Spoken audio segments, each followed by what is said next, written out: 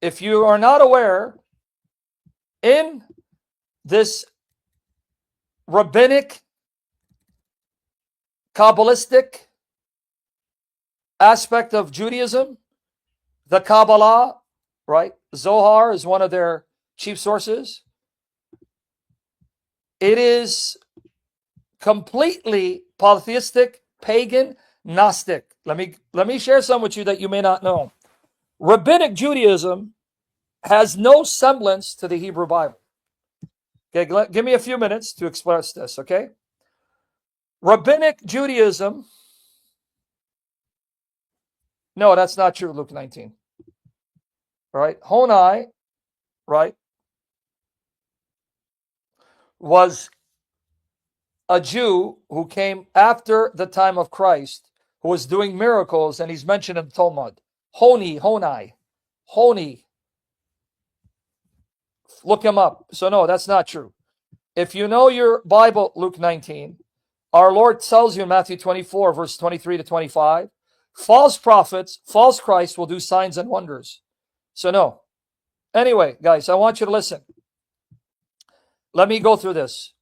In the Kabbalah, in Jewish mysticism, it has no semblance to the Old Testament.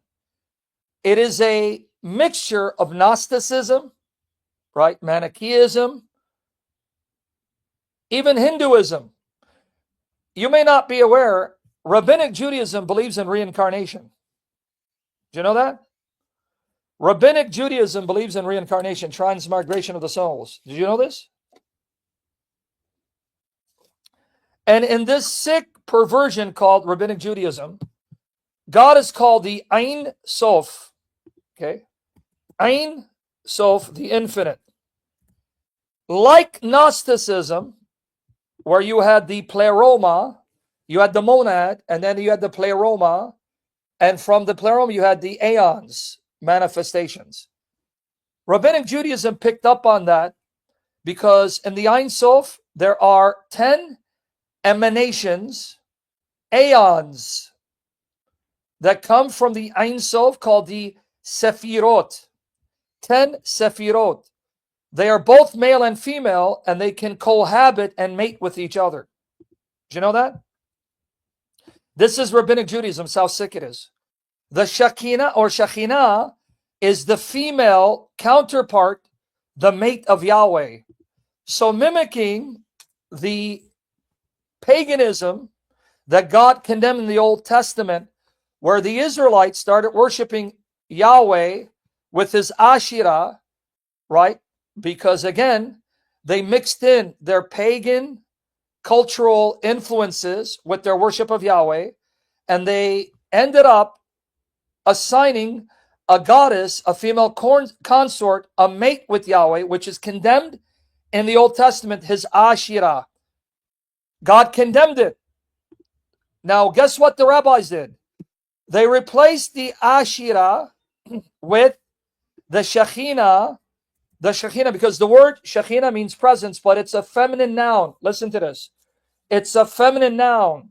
Because the noun is feminine, they portray the Shekhinah as a woman who's the mate of Yahweh. It's regurgitated paganism, idolatry, Gnosticism being passed off as the God of the Old Testament. And you're telling me, Rabbinic Judaism, they worship your God?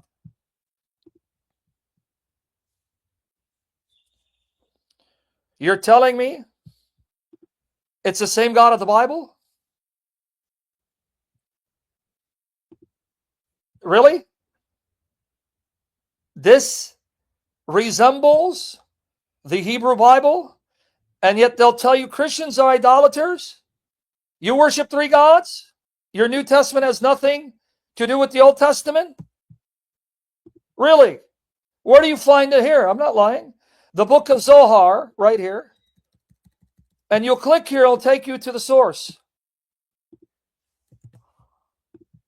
Right? The Shekhinah, because in Hebrew, nouns are either feminine or masculine in gender, without this implying that the subject is a female or male. That's how the language functions. It's either a feminine noun or a masculine noun. even inanimate objects, like say door. In Hebrew, the word for door will take on a gender because of the noun. So they saw that Shekhinah is a feminine noun, so they made the Shekhinah a woman. They made the Shekhinah a woman, the maid of Yahweh. Here, a mention of the Sefirot. See? This is Rabbinic Judaism.